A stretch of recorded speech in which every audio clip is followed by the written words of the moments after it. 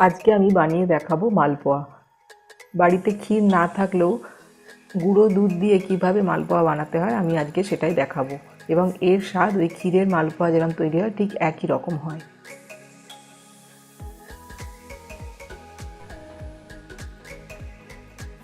আমি প্রথমে গুঁড়ো দুধ নিয়ে নিচ্ছি। এখানে আমি হাফ কাপ মতন গুঁড়ো দুধ নিয়েছি। ঠিক একই পরিমাণ হাফ কাপ আমি ময়দা নিয়েছি। ভালো করে আমি মিশিয়ে নিচ্ছি দুটো, গুঁড়ো দুধ এবং ময়দা।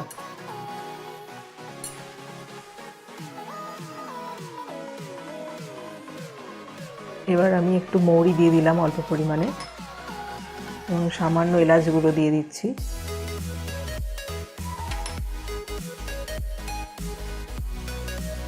সুজি দিলাম 2 চামচ,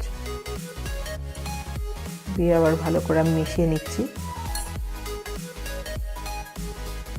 এবার আমি অল্প অল্প করে দুধ দিয়ে মিশ্রণটি গুলবো।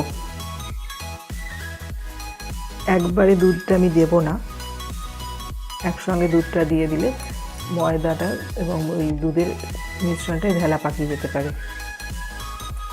সেই জন্য আমি অল্প অল্প করে দুধ দিয়ে মিশ্রণটি গুলতে থাকবো।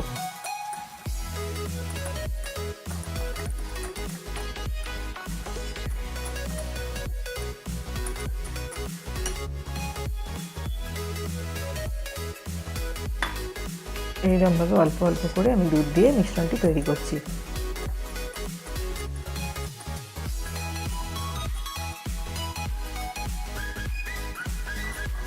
মিশ্রণটি তৈরি হয়ে গেছে। এবার আমি এটি আধ ঘন্টা রাখবো ঢাকা দিয়ে।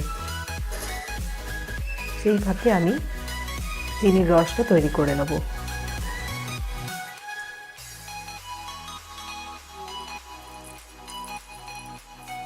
এখানে আমি 2 কাপ জল দিলাম।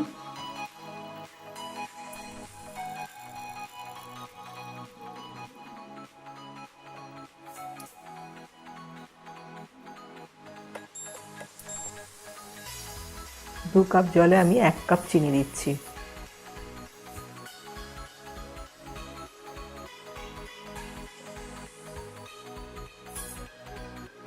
এবং এটা ফুটিয়ে ফুটিয়ে আমার রসটা একটু ঘন করতে হবে।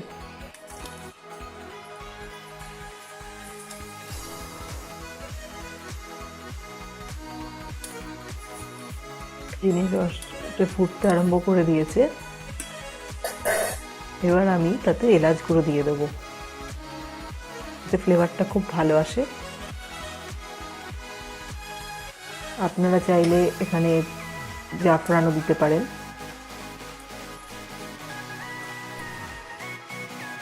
রসটা ফুটে ঘন হয়ে গেছে।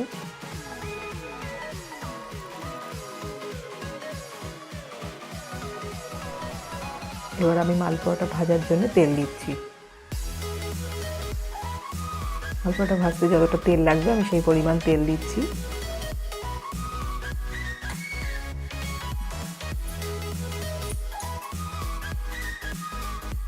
এবার আমি 1 চামচ ঘি দিয়ে দিলাম এর মধ্যে। আগে পুরোকার দিনে পুরো ঘিতেই মালপোয়া ভাজা হতো, কিন্তু এখন তো আর সেটা হয় না, শরীরেরও ক্ষতি হয়। সেই জন্যে ওই রিফাইন্ড অয়েলে সামান্য ঘি দিয়ে ভাজলে খুব ভালো হয় খেতে। এবার আমি হাতায় করে নিয়ে এরকম অল্প অল্প করে আমি তেলে ছাড়তে থাকছি।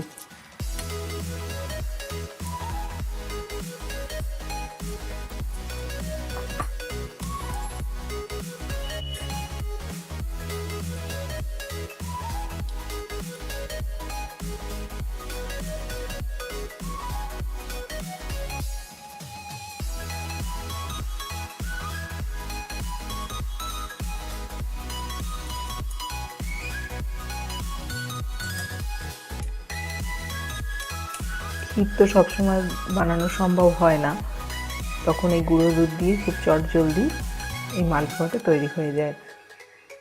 এবং মোটামুটি সবার বাড়িতেই গুঁড়ো দুধ থাকেই, কাজে অসুবিধা কিছু নেই।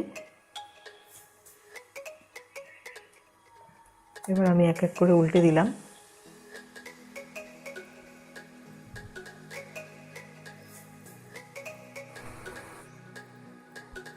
মালপোয়াগুলো ভাজা হয়ে গেছে, এবার আমি তুলে নিচ্ছি।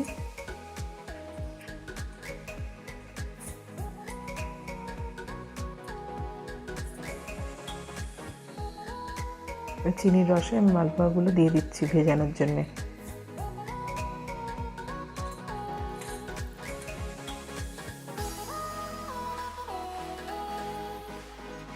ঘন্টা খানেক এরকম ভিজিয়ে রাখতে হবে এবং মাঝে মাঝে উল্টে দিতে হবে।